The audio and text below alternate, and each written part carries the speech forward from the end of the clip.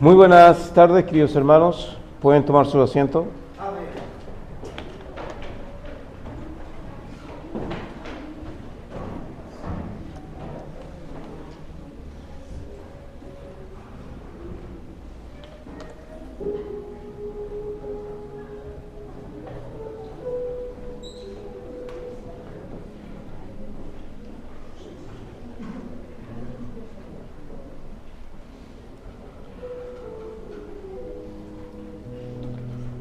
Muy bien, queridos hermanos, como estamos viendo el tema de este tiempo, que es las obras del Espíritu Santo.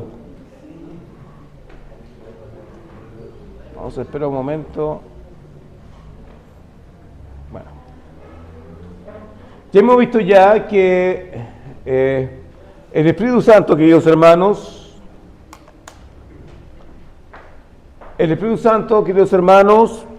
es más que una fuerza, es más que una simple energía, es una persona. Piensen en este momento. El Espíritu Santo es una persona. ¿Qué quiere decir eso?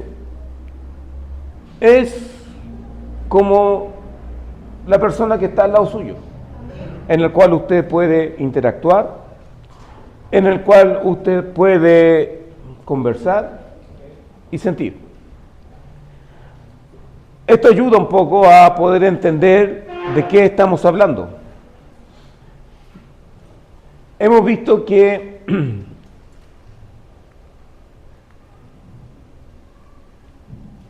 espérate,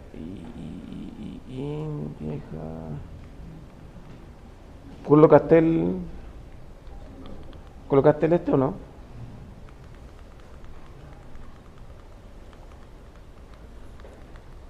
Y no me funciona. Ya, no me funciona esto, no importa.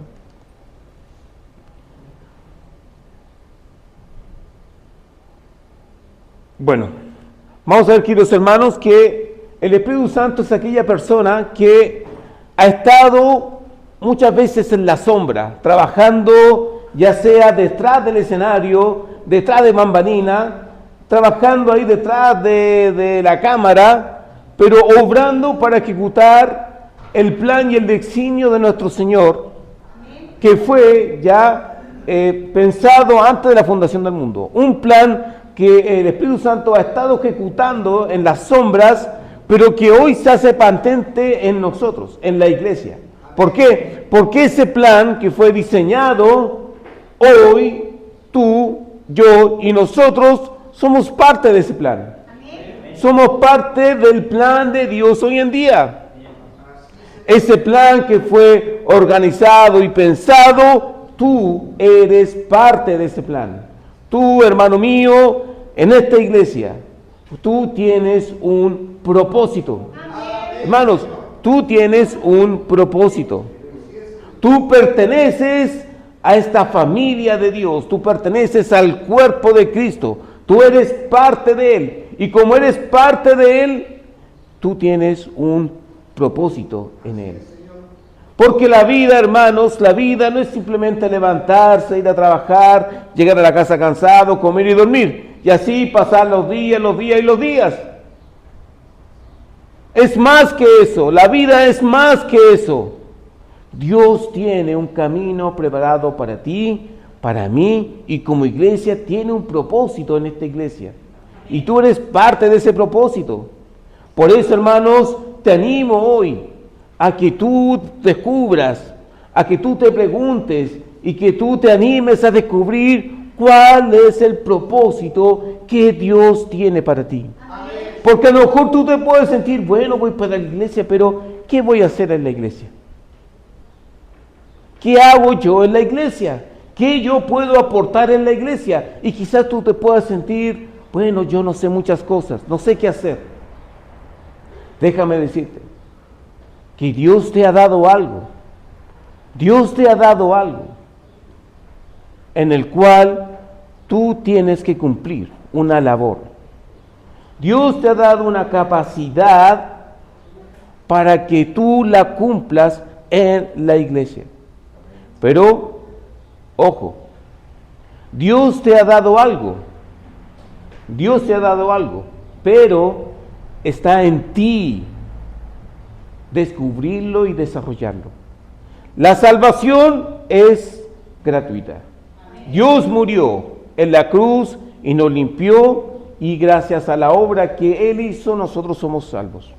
Ahí nuestras obras no dan cabida,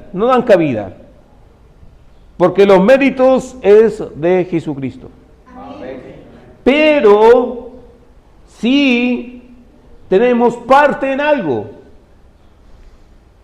Es que Dios te dio algo y tú tienes que avivar el don que Dios te ha dado.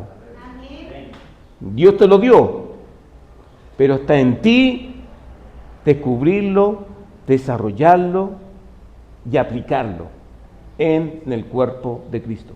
Está en ti, Dios te lo dio, Dios te ha dado todas las herramientas, Dios te ha dado todas las cosas que tú necesitas para cumplir ese propósito que Dios te ha dado. Tú tienes que tomar la decisión. La salvación es por gracia, pero eso no involucra que nosotros no debemos esforzarnos en la vida cristiana, en buscar la santidad, en vivir en pureza. Eso es una obligación por parte de nosotros. Pero está el Espíritu Santo que obra desde las sombras y hoy en día desde nosotros mismos para darnos esa fuerza, para darnos esa capacidad, para darnos esa energía para lograr lo que Dios nos ha dado. Hechos 1:8, ¿qué es lo que dice? Dice, recibiréis poder cuando haya venido sobre vosotros el Espíritu Santo, y me seréis testigos en Jerusalén, en Judea, en Samaria y hasta lo último de la tierra. Jesucristo le dijo estas palabras a los apóstoles. Jesucristo le dio las instrucciones: esperen. ¿A qué cosa? A que baje el Espíritu Santo en ustedes. Porque cuando baje el Espíritu Santo, ¿qué es lo que van a tener? Poder. Hermanos, el Espíritu Santo es poder. Él nos da el poder. Y los apóstoles tenían una misión, nada de fácil. Tenían un propósito difícil, con muchas dificultades. Jesús ya le había dicho a ellos que iban a pasar por momentos pero muy difíciles. Pero Jesús, en otras palabras, decían: ustedes solo no lo van a poder hacer. Ustedes solo no lo van a poder hacer. Por eso tienen ¿qué cosa? Que esperar a que yo les dé el Espíritu Santo para que tengan el poder de poder lograr la misión que yo les he encomendado. Amén. Y hermanos míos, nosotros tenemos ese poder. Por eso, queridos hermanos, en Efesios 5:18, ¿qué es lo que se nos dice? ¿Qué es lo que se nos dice? No os embriaguéis con vino en el cual hay disolución, antes bien sed llenos del Espíritu Santo. Sed llenos del Espíritu Santo. Hermanos, esto no es una sugerencia, este no es un consejo, este es un mandato. Este es un mandato. Pablo le dice: ustedes tienen que ser llenos del Espíritu Santo, porque nosotros cuando estamos llenos o en la plenitud del Espíritu Santo es cuando vamos a sentir el poder del Espíritu en nuestras vidas. Cuando tú estés lleno del Espíritu Santo, vas a sentir el poder del Espíritu Santo en tu vida. Antes no. Porque si no estás en la plenitud del Espíritu Santo, si no estás siendo guiado y controlado por el Espíritu Santo, ¿sabes lo que va a pasar? Que vas a estar luchando con tus propias fuerzas. Y no vas a ganar, no vas a poder, porque tienes que darte cuenta que nosotros somos seres limitados. Pero aquí hay una cosa interesante que notar, que nosotros somos débiles. Pero ¿dónde abunda el poder de Dios? ¿Dónde abunda el poder de Dios, queridos hermanos? En la debilidad. Hermanos, ahí es donde abunda el poder de Dios. ¿Por qué? Porque cuando nosotros reconocemos lo débil que soy, reconocemos que no soy tan inteligente, reconocemos que mis fuerzas están decayendo, reconocemos cuando nosotros tenemos miedo, cuando tenemos vergüenza, cuando somos tímidos, cuando lo reconocemos, ¿qué es lo que nos queda? Confiar en Dios nomás. Por ende, hermanos, quizás usted se sienta que es un poco vergonzoso, o que es tímido, o que tenga distintas cosas. Hermanos, no se avergüence de sentir miedo, porque todos sentimos miedo. No se avergüence de sentirse débil, porque todos somos débiles. Tiene que reconocerlo mejor. Tiene que reconocer esa debilidad. Porque cuando usted reconoce esa habilidad, cuando usted le dice, Señor, ¿sabe qué? Tengo miedo. Señor, ¿sabe qué? Vamos a hacer evangelismo, pero me da vergüenza. Señor, me toca hablar, pero me trabo con las palabras. No soy bueno en el hablar. Señor, me toca dirigir, pero nunca lo he hecho. Tengo miedo, tengo vergüenza. No sé cómo hacerlo. Reconózcalo. Porque todos nosotros somos eso. Porque es ahí es cuando usted tiene que decir, Señor, ayúdame. Dependo de ti. Porque sin ti yo no lo voy a poder hacer. Y ahí es, hermanos míos. Y ahí es, hermanos míos, cuando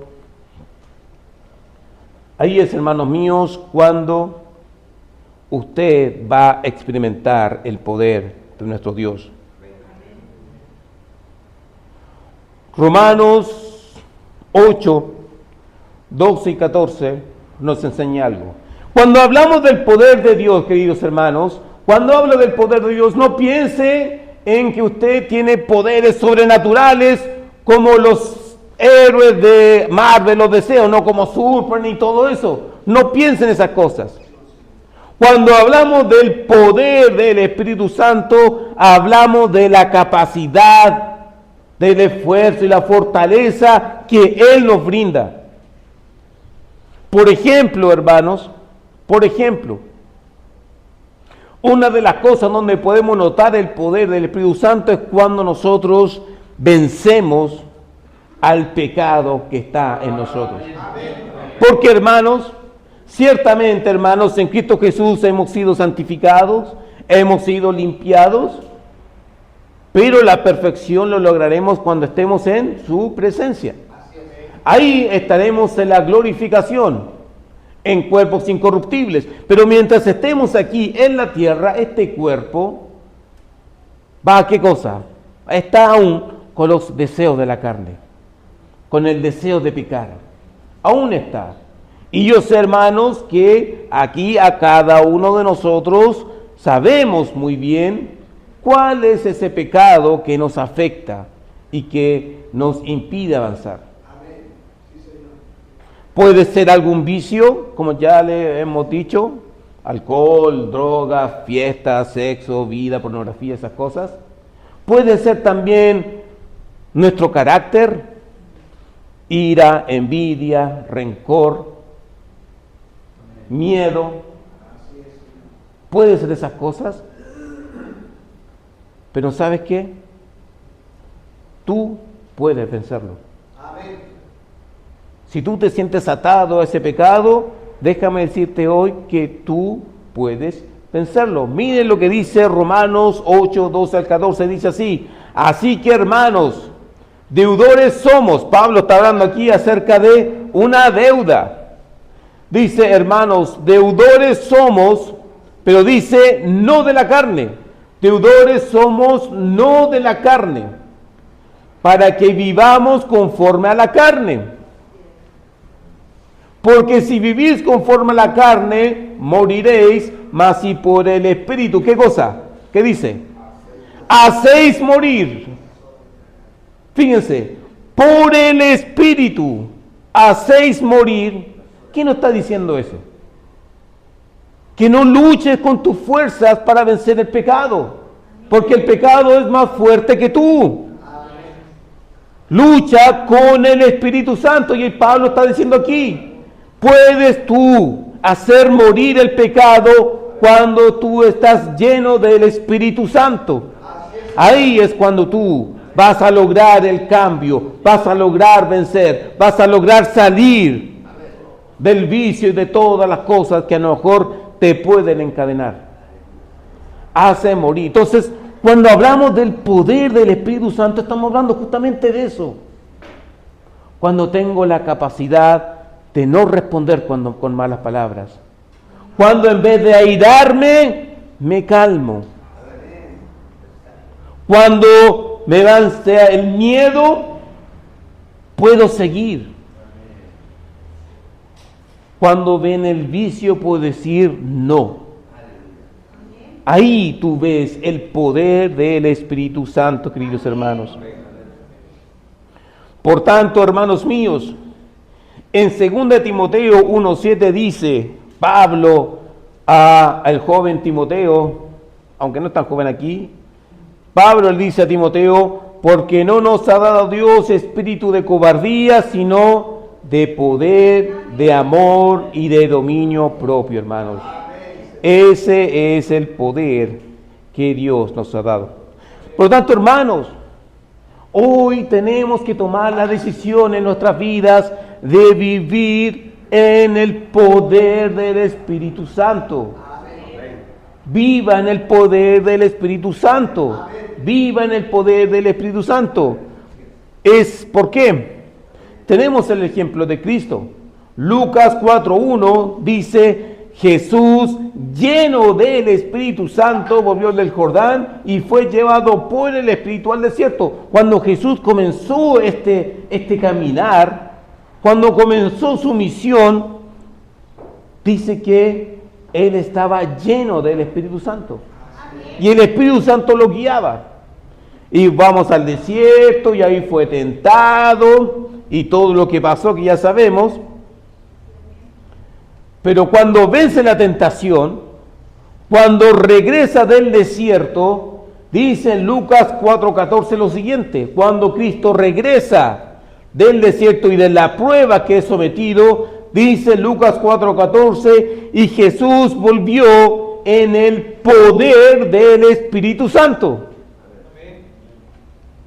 Fue lleno del Espíritu Santo, pero cuando vuelve dice que vuelve en el poder del Espíritu Santo, y aquí es cuando comienza su ministerio, porque dice, y Jesús volvió en el poder del Espíritu Santo a Galilea, y se difundió su fama por toda la tierra de alrededor, por la obra del Espíritu Santo. Hermanos, el poder que actuó en Cristo, también actúa en nosotros. El poder que actúa en Cristo también actúa en nosotros. Es el mismo Espíritu, hermanos. El mismo Espíritu. Por eso, el mismo Espíritu, como leemos en Hechos 1:8, a eso se refiere cuando dice, pero recibiréis poder cuando haya venido sobre vosotros el Espíritu Santo. Es el mismo Espíritu. Y es el mismo Espíritu, hermanos, que actuó también en el apóstol Pablo. Leemos en Romanos 15, 18, 19, leemos lo siguiente. Porque no os haría hablar, dice Pablo, sino de lo que Cristo ha hecho por medio de mí para la obediencia de los gentiles, con palabras y con obras, con potencia de señales y prodigios en el poder del Espíritu Santo, de manera que desde Jerusalén y por los alrededores de Ilírico, todo lo he llenado del Evangelio de Cristo. Pablo hizo la obra por medio del Espíritu Santo. Leemos en 1 Corintios 2, del 1 al 5, lo siguiente. 1 Corintios 2, del 1 al 5 leemos, dice, así que hermanos, aquí Pablo nuevamente hablando, cuando fui a vosotros para anunciaros el testimonio de Dios, no fui con excelencia de palabras o de sabiduría, pues me propuse no saber entre vosotros cosa alguna sino a Jesucristo y a este crucificado. Y estuve entre vosotros con debilidad y con mucho temor y temblor, y ni mi palabra y ni mi predicación fue con palabras persuasivas de humana sabiduría, sino con demostración del Espíritu y de poder, para que vuestra fe no esté fundada en la sabiduría de los hombres, sino en el poder de Dios. Amén. Hermanos, Pablo aquí está reconociendo su debilidad. Pablo reconocía sus límites. Él habla de debilidad, él habla de miedo, él habla de temor. ¿Usted cree que Pablo no tenía temor? ¿Usted cree que Pablo no tenía miedo? Claro que lo tenía. ¿Usted cree que en los naufragios no sintió miedo? ¿Usted cree que cuando se le venía la turba contra de él, no sintió las ganas de devolverse? Yo creo que sí. Pero él siguió, porque él reconoció su debilidad y reconoció que en él estaba actuando el poder del Espíritu Santo. Es el mismo poder que actúa en nosotros. Amén. Es el mismo Espíritu que está en nosotros. El Espíritu que estuvo en Jesús, el Espíritu que estuvo en Pablo, está con nosotros, queridos hermanos. Primera de Tesalonicenses 1:5 dice, pues nuestro evangelio no llegó a vosotros en palabras solamente, sino también en poder, en el Espíritu Santo. El mismo Espíritu, hermanos. Entonces, leemos en 2 Timoteo 1:6 al 7, este versículo que ya hemos dicho, dice 2 Timoteo 1:6 al 7, Pablo le aconseja a Timoteo, por lo cual te aconsejo que avives el fuego del don de Dios que está en ti por la imposición de mis manos, porque no nos ha dado Dios espíritu de cobardía, sino de poder, de amor y de dominio propio. El mismo espíritu que obró en Jesús, que obró en los apóstoles, que obró en Pablo, Pablo le está hablando a su discípulo diciéndole, tú tienes este espíritu. Amén. Muévete en ese espíritu. Amén. Muévete. Muchos comentaristas hablan de que Pablo, quizás Timoteo, probablemente haya sido una persona tímida y por eso es que Pablo le habla de eso, ¿no? De no hay que ser tímido. Cobardía tiene la idea de eso, ¿no? De ser tímido. Pero vamos a ver, queridos hermanos, el contexto de esta carta, el contexto de estas palabras, y quiero, hermanos, que pesen las palabras de Pablo, porque esto tiene una gran enseñanza, una profunda enseñanza para nosotros, porque estas palabras de Pablo a Timoteo no son cualquier palabras. Vamos a ver el ambiente, el contexto donde están situados, y vamos a ver que estas palabras no tan solo tienen conocimiento, sino tienen un sentimiento, una emoción de por medio. ¿Por qué? Porque esta carta, Pablo conoce a Timoteo en su segundo viaje misionero. Pablo lo conoce. Dice que Timoteo era un joven de un buen testimonio, de una madre judía cristiana y de un padre griego. No habla que el padre sea cristiano, sino que habla que la madre era griega. Por lo tanto, Pablo ve en él, ve algo en él, y ¿qué es lo que hace? Se lo lleva. Timoteo, acompáñame. Timoteo, acompáñame. ¿Por qué? Porque hay algo en ti. Y lo acompaña. Y vamos a ver que desde el primer momento, si usted está leyendo ahí el versículo, que desde el primer momento hay un compromiso total de Timoteo. ¿Por qué? ¿Qué dice el versículo? Que lo que Pablo tiene que hacer con Timoteo. ¿Qué cosa tiene que hacer por causa de los judíos? Circuncidarlo. Sabemos que a los niños se les circuncida. ¿Por qué? Porque cuando somos adultos, las consecuencias son mayores. Por eso a los niños, pero cuando un año las consecuencias son mayores. Pero aún así Timoteo acepta circuncidarse a pesar de que ya en ese contexto ya había tenido una reunión con todas las iglesias hablando de que no era necesario que los gentiles se tenían que circuncidar. Ya habían llegado a ese acuerdo, ya lo habían conversado. Los gentiles no debían circuncidarse. Entonces, ¿por qué se circuncidó Timoteo? Porque tenía un compromiso. Para no entorpecer al evangelio, me voy a circuncidar. Compromiso total, desde el primer momento. Timoteo estuvo con Pablo en todos los viajes, en todos los naufragios, estuvo junto a Pablo. Y cuando leemos hasta el libro de los Hechos, capítulo 28, que cuando Pablo es encarcelado, Timoteo estuvo ahí. Entonces vivió todo este proceso. Después de los Hechos 28, cuando Pablo es encarcelado, cuando es enjuiciado en Jerusalén, en Judea, y como Pablo era ciudadano romano, porque nació en una ciudad romana, había un derecho, que es el derecho de apelar al César. Y como encontró que el juicio estaba siendo injusto, tomó este derecho romano y dijo, pelo a César. ¿Y qué es lo que dice? Apela a César dirás. Y es por eso que Pablo va a Roma a apelar a César, a defenderse.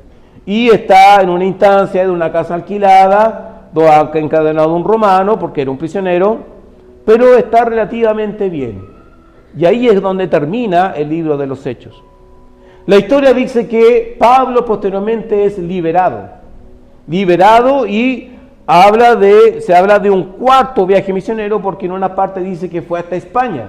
Y obviamente sabemos que Pablo no va a estar vacacionando en España, va a estar predicando el evangelio. Entonces hay un cuarto viaje misionero. Ahora, ojo, en los días de Pablo había un emperador que yo creo que ustedes lo han escuchado bastante, que es el emperador Nerón.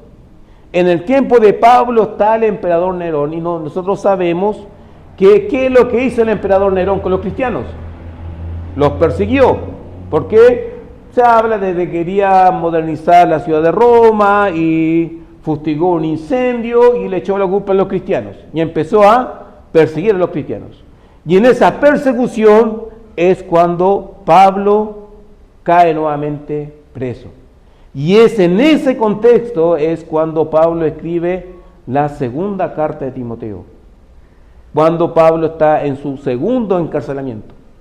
Dice Pablo por ejemplo, dice Timoteo 1:8, Timoteo 1:8, 2 Timoteo 1:8 dice, por tanto, no te avergüences de dar testimonio de nuestro Señor, ni de mí, preso suyo, sino participa de las aflicciones por el Evangelio según el poder de Dios. Aquí está hablando de Pablo que está preso. 2 Timoteo 2:8-9 dice, acuérdate de Jesucristo, del linaje de David, resucitado de los muertos conforme a mi Evangelio, en el cual sufro penalidades hasta prisiones a modo de malhechor, mas la palabra de Dios no está presa. Aquí Pablo está diciendo, no, pero podemos ver las palabras, estoy preso a modo de un delincuente, como si fuese un ladrón, como si fuese un homicida, estoy encarcelado. Aquí, ¿qué podemos ver? Que en el primer encarcelamiento estaba relativamente bien, pero aquí las cosas cambiaron. Ya no estaba en una casa alquilada, lo más probable es que estaba en un calabozo. Las cosas no estaban bien, no iban bien.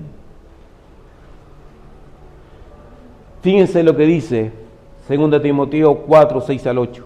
Y aquí vemos el pensamiento o el sentir que tenía Timoteo en este segundo encarcelamiento. Dice, porque yo ya estoy, ¿qué cosa? Para ser sacrificado. Pablo ya estaba oliendo su muerte. Pablo ya presentía, de aquí no voy a salir, porque yo ya estoy para ser sacrificado. y el tiempo de mi partida está cercano. He peleado la buena batalla, he acabado la carrera, he guardado la fe. Por lo demás me está guardada la corona de justicia, la cual me dará el Señor, pues justo en aquel día, y no solo a mí, sino ¿para quién? Tú tienes el poder de Dios. Y tú también puedes tener estas coronas y estos galardones.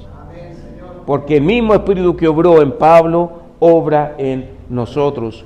Vemos aquí, hermanos, que la situación no es fácil para Pablo. No era fácil.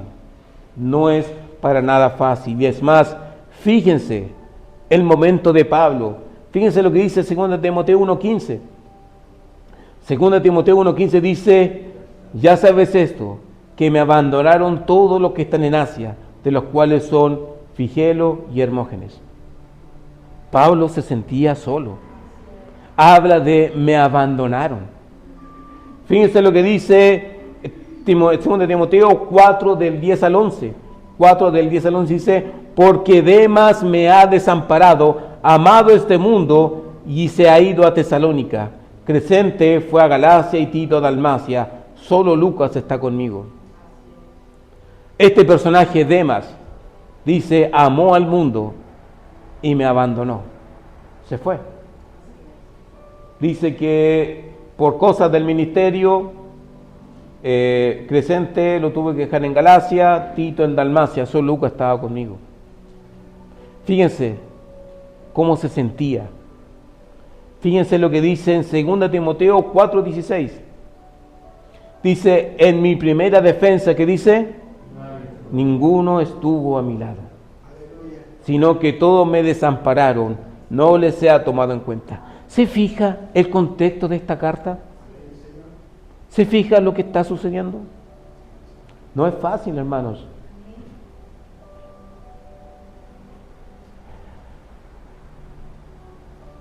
Entonces, vamos a ver, hermanos, que el peso de lo que está sucediendo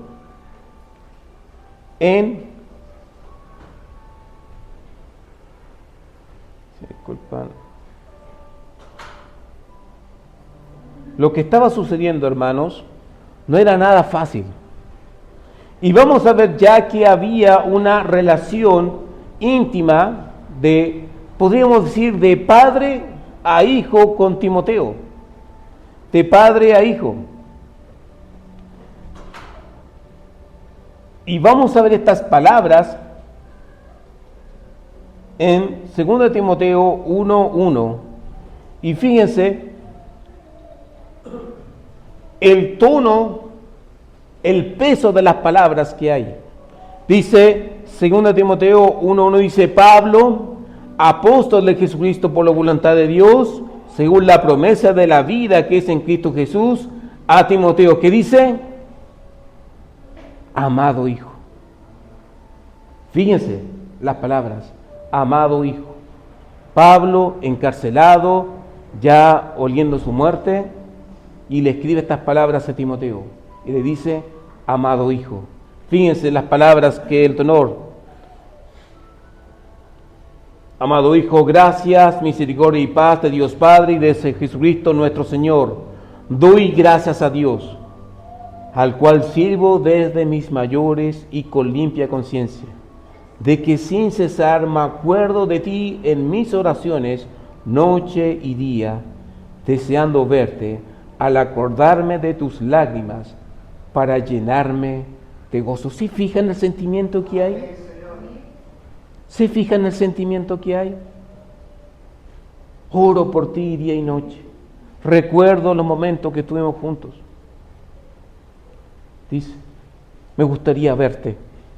Dice, para llenarme de gozo, trayendo a la memoria la fe no fingida que hay en ti, la cual habitó primero en tu abuela Loida y en tu madre Eunice, y estoy seguro que en ti también.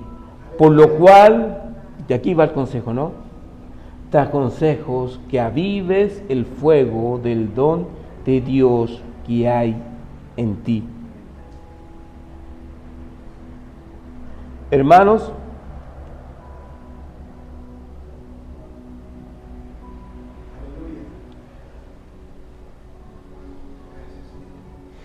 Hermanos, vamos a ver aquí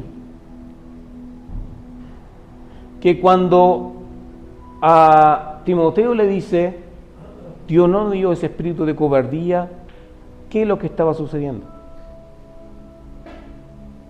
¿Comenzó una persecución con los cristianos?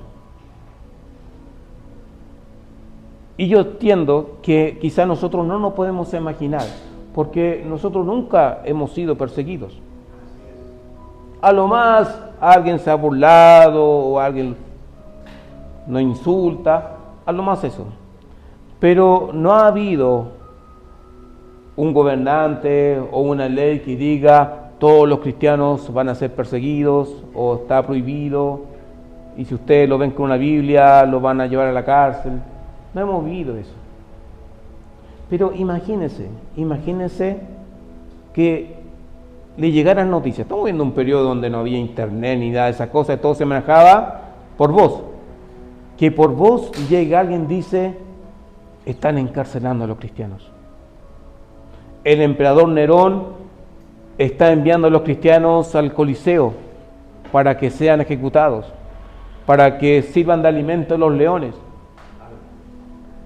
Cuando lleguen esos rumores que digan el emperador Nerón está quemando a los cristianos, ¿cómo usted podría sentirse en la iglesia? ¿Cómo usted como pastor podría sentirse? Hermanos, estos no son superhombres, no son hombres de valentía que se van a levantar y van a decir, no, nosotros los vamos a mantener firmes. Hermanos, no. Lo más seguro es que tuvieron miedo. Lo más seguro es que tuvieron incertidumbre. Lo más seguro es que algunos quisieron regresar. No son superhombres. Y Pablo tenía conocimiento de esto. ¿Y qué era lo que temía? ¿Qué es lo que va a pasar en la iglesia? ¿Qué es lo que van a pasar los hermanos?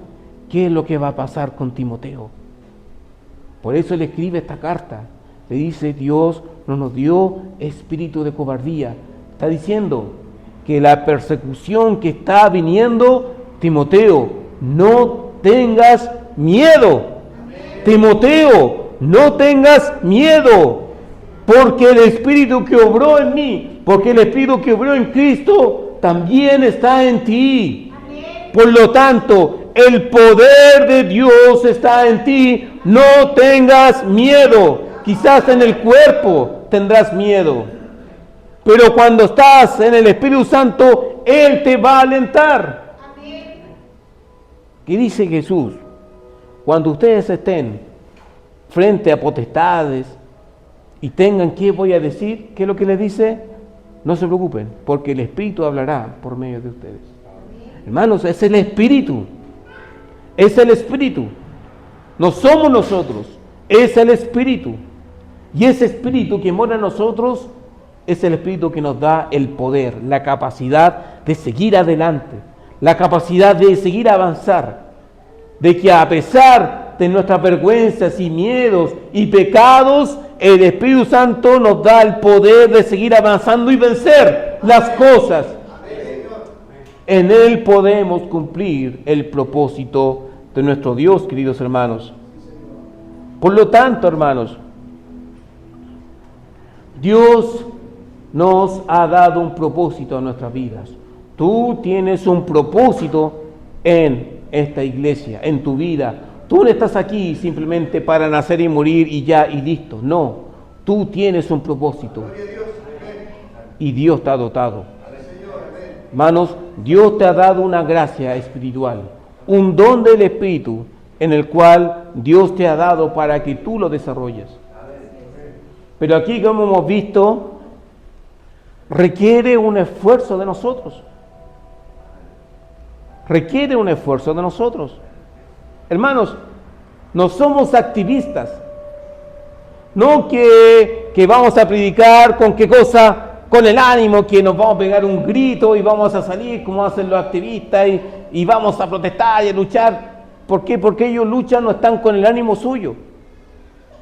No. Nosotros tenemos que avivar el fuego del don, que Dios nos ha dado por medio del Espíritu. Por medio del Espíritu. ¿Y cómo yo puedo avivar ese fuego? Hermanos, obediencia y fe. Obediencia y fe, hermanos. Es la única forma de avivar el Espíritu, es la única forma de acceder a ese poder y desarrollar lo que Dios nos ha dado. Te pregunto, ¿tú sabes cuál es el don que Dios te ha dado? Si no lo sabes, hermanos, comienza a preguntarte, ¿cuál es el don que Dios me dio? Porque si no sabes el don que Dios te dio, ¿cómo vas a saber el propósito que tienes? Porque si Dios te dio el don de exhortar, ¿qué es lo que tienes que hacer? Exhortar, animar, alentar. Si Dios te dio el don de misericordia, ¿qué es lo que tienes que hacer? Ayudar. Por lo tanto, si tú quieres conocer cuál es el propósito que Dios tiene para tu vida, comienza descubriendo cuál es el don que Dios te ha dado. Comienza con eso. Y avívalo. Avívalo. No lo apagues. Hermanos, usted, queridos hermanos, ¿tiene un tiempo a solas con Dios en el día? Usted, hermanos, ¿tiene en el día un tiempo en que usted puede decir, este tiempo va a ser para oración?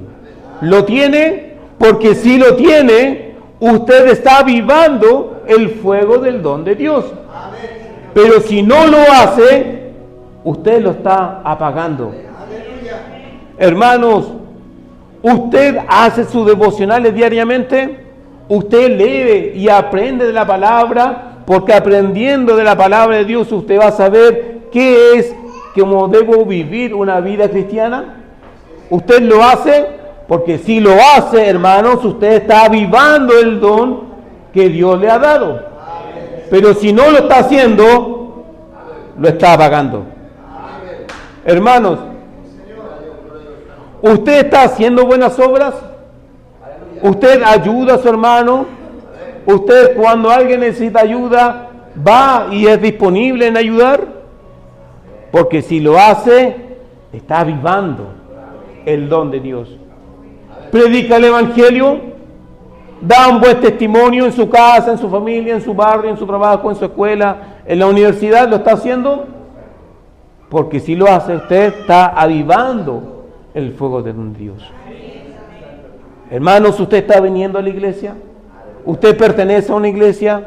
¿Usted está ahí activamente en la iglesia? ¿Usted viene a adorar, a alabar, a aprender y a crecer en una forma en comunidad? Porque si lo está haciendo, usted está avivando el fuego de Dios. Pero si no lo hace, si no está orando, si no está aprendiendo de la palabra, si no está obedeciendo la palabra, si no está haciendo buenas obras, si no está participando en la iglesia, en el cuerpo de Cristo, usted está apagando el fuego. Hermanos, sopesemos las palabras de Pablo. Timoteo no lo tenía fácil. Y es más, la historia nos cuenta que en Éfeso, donde estaba Timoteo, estaban celebrando una celebración a un Dios y Timoteo salió a predicar. ¿Y qué es lo que sucedió? Una turba lo atacó, le pegó y lo mató. Timoteo murió martirizado por predicar el Evangelio. ¿Cómo lo hizo? ¿Cómo lo hizo? No lo hizo por sus fuerzas, lo hizo por medio del Espíritu Santo, el mismo Espíritu que tenemos nosotros. Hermanos, por eso esta mañana, queridos hermanos, yo lo animo, yo lo invito, tome la decisión de avivar el fuego que hay, del don de Dios que hay en usted. Descubra ese don que Dios le ha dado, descubre ese don que Dios le dio para poder lograr el propósito que Él le tiene para sus vidas. Hermanos míos, no apague el fuego, no apague el Espíritu Santo, sino más bien viva en el poder del Espíritu Santo y sea capaz de realizar. No le tenga miedo a la vida, no le tenga miedo a las cosas que puedan venir, porque siempre van a haber cosas, hermanos. No le tenga miedo ni a la incertidumbre ni a la inseguridad. Vénzalos por medio del poder del Espíritu Santo. ¿Haremos? Padre, Señor mi Dios, gracias te doy, Dios mío, por tu palabra, Señor. Ayúdanos, Dios mío, Señor mi Dios, a no pelear por nuestra propia fuerza, Dios mío. Ayúdanos, Señor, a no ser sabios en nuestra propia opinión, Dios Santo Eterno, sino ayúdanos, Dios mío, Señor, a descansar en ti, a descansar en tu Espíritu, Señor mi Dios, a descubrir el propósito que tú tienes